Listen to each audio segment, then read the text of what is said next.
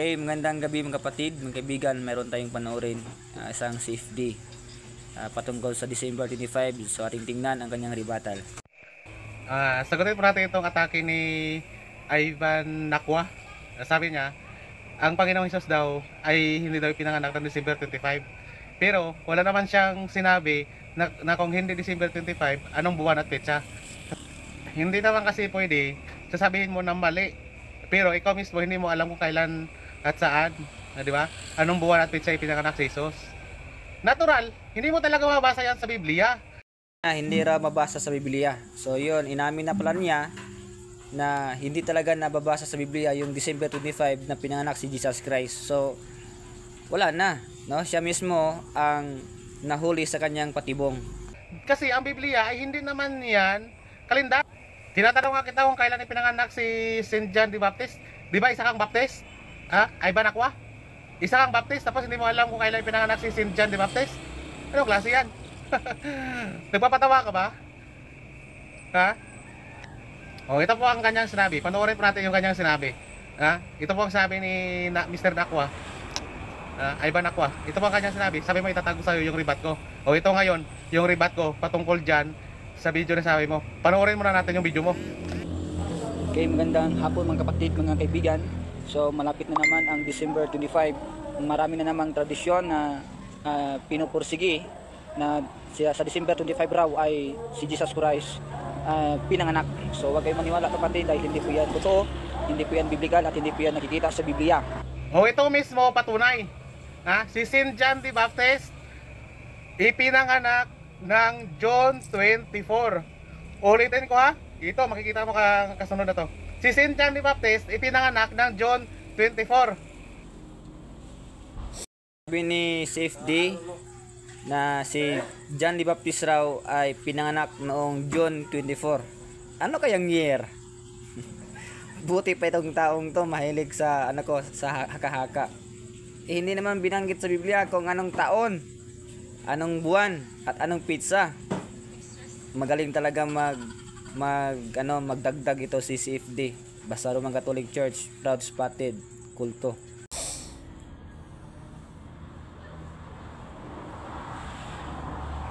Ngayon, kung isinilang si Saint John the Baptist ng John 24, ayon sa Lucas, sa aklat ni Saint Luke, Luke 1:26, 36, 6 na buwan ang agwat nila ng Panginoong Hesus.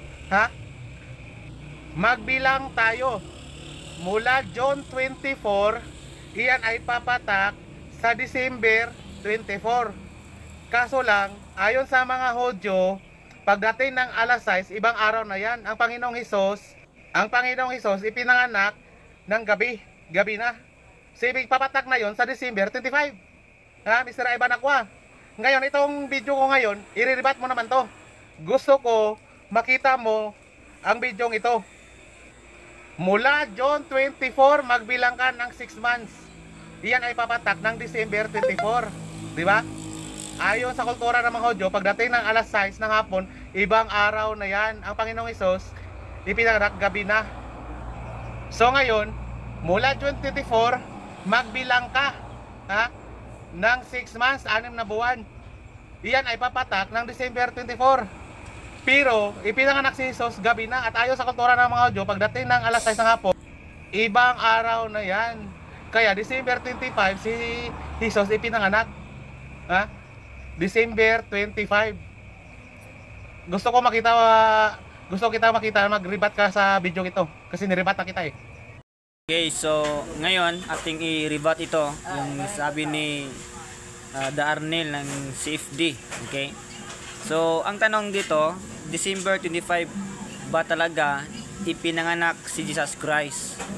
Yan yung tanong na dapat nating sasagutin according sa Bible. So ang sagot dito ay no, hindi December 25 si Kristo pinanganak ni Maria. So based tayo sa Bible mga kapatid So dito ang ibig sabihin ng Pasko ay Paskwa o Passover. So kung mabasahin mo ang Exodus chapter 12 verse 14, ang ginawa ng mga anak ng Diyos ay gumawa sila para ang anghel ay hindi sila papatayin, no? So, iyon ang ginawa nila. Okay? So, ang Passover, yan ay kapayapaan. Ibig sabihin, kapayapaan ay yung mga anak ng Diyos ay hindi namatayan. So, yun ang sabi sa Bible sa Exodus chapter 12 verse 14. So, bakit nga ba December 25 ang sinabi ng mga Roman Catholic Church? Ating sasagutin yan.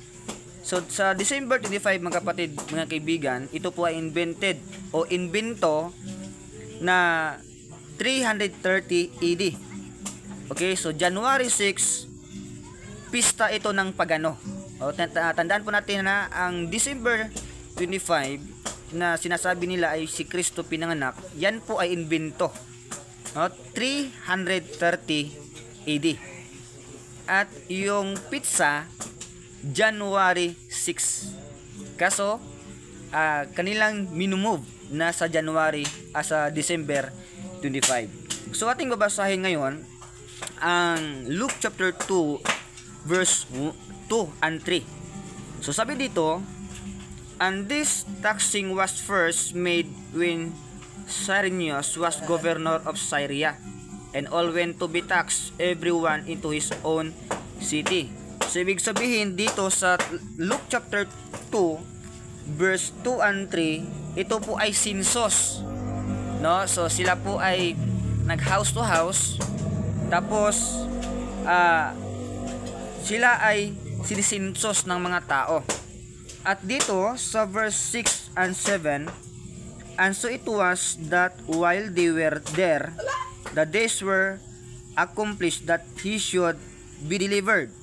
And she brought forth his firstborn son, and wrapped him in swaddling clothes, and laid him in the mud,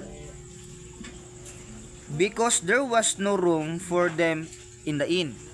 So, ibig sabihin, sa verse 7, siya po ay, anong sabihin dito, binalot ng lampin.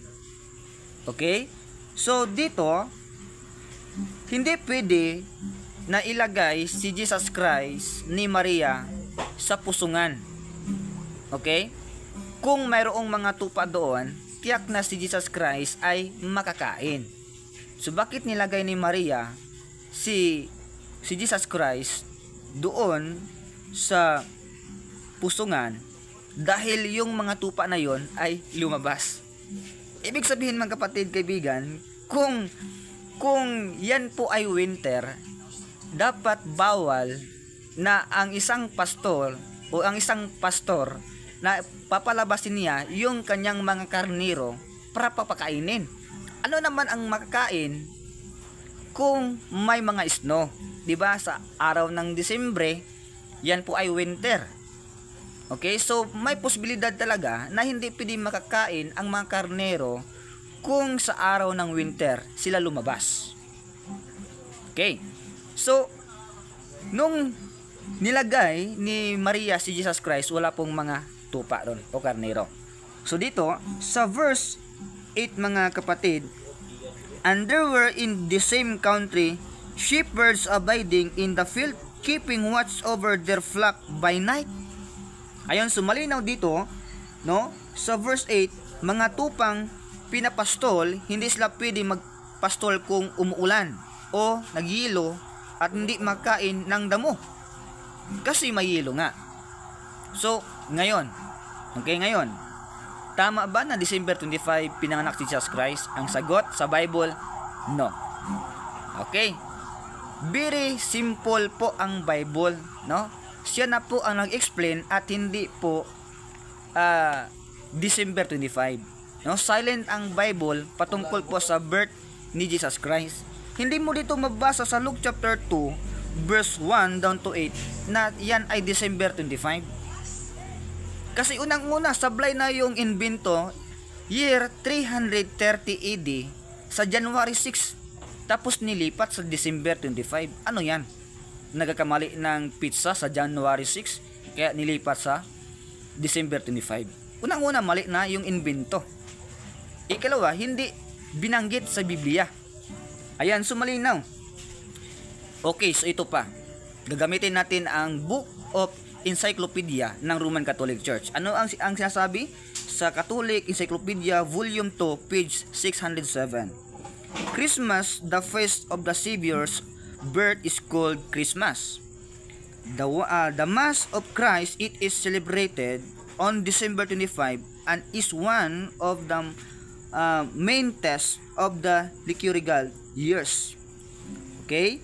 The actual date of the feast birth is unknown. Ayan, malinaw talaga. Ano ibig sabihin pag unknown? Hindi talaga identified na December 25 na tao si Kristo o pinanganak si Kristo, kasi sabi ng encyclopedia ng mismo ng Catholic encyclopedia, unknown. O i-search mo anong ibig sa unknown. Tapos sasabihin niyo December 25, i-contradict na kayo sa encyclopedia. Unknown. And its commemoration was generally included in the feast of the manifestation in Patini, January 6, during the first 3 concerts of Christian. O, ang history, dito tayo sa history. Dito natin makikita, nagigiba talaga ang aral dito. In about the year 330, however, the church in Rome definitely the light of the world and true son of justice. Allah, ang sinasamba pala ng mga Roman Catholic Church sa December 25 ay yung God na si, okay, so dito makikita natin na si Mithras, Natalis Solis Invicte. Ayan yung sinasamba ng mga Roman Catholic Church, hindi si Jesus Christ. Ayan o, so malinaw na sila ay nag-celebrate in order to honor Christ. Had been dedicated in pagan Rome to the feast of the Sun God and had been called birthday of the anchored sun. Hala, sinasamba pala nila si Mithras Natalis Solis Invicte. Ayan, so yan po, malinaw kapatid kaibigan na ito po ay invento. Alam nyo ba na si Hippotelitos in Rome, siya po ang nag-invento sa December 25. Okay? At si John Chrysostom 349 to 407, unang pagdiriwang nila. So sineselebrate nila year AD 336. So si Saint Cyril dindocument nila, ginawang doktrina ni Saint Cyril na sa December 25 talaga pinanganak si Jesus Christ. Ayan. So malinaw kapatid kaibigan, according sa Bible, talaga na inimbento. Unknown. Ayan. So paano natin niya magigiba? Gibang-giba na. No? So hindi na talaga magigiba dahil giba na. Ano pa ang purpose pagibain? Igibang-giba na. Ang Catholic Encyclopedia nagsabi unknown at invento na 330.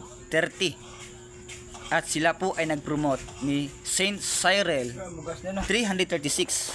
So, ngayon, mga kapatid, ngayon ay doktrina na nila. Okay? So, sa Bible, hindi binanggit kung anong buwan, anong pizza, anong taon. Ayan o. Hindi December hindi winter. Okay? Malinaw mga kapatid, December, winter. So, ibig sabihin, sa Revelation chapter 22, verse 18 and 19, sila ay nagdagdag. Dinagdagan nila. So, ang Bible at hindi man lang sineselebrate ng mga apostoles ang December 25. Hindi man lang nag-celebrate ang mga apostoles sa araw na pinanganak si Kristo Jesus. Ayun, so gibang-giba talaga. The Arnel, giba talaga yung doktrina ninyo dahil invento. Kaya nga ayaw mo sa Bible. Yung challenge mo sa akin na hahamunin mo ako ng live debate. Ayaw ko na yung live debate. Ayaw ko na. Pero kung sa personal, kahit ilang Bible ang gamit mo, sa akin isa lang. Kung Bible alone, iiyak ka talaga. Pero kung Mr. Google ka, panalo ka. Mr. Google ka kasi. So i-claim mo yan na Mr. Google. Huwag mo yung Bible. Ang lakas ng loob ninyo magsasabi na kayo ang may-ari ng Bible. Ayaw ninyo paniwala ng Bible. Takot kayo sa Bible. Ayan. So gibang-giba na. Anon. Si Mithras ang sinasamba sa araw ng December. Yan po ay pista pagano ng Roman Catholic Church.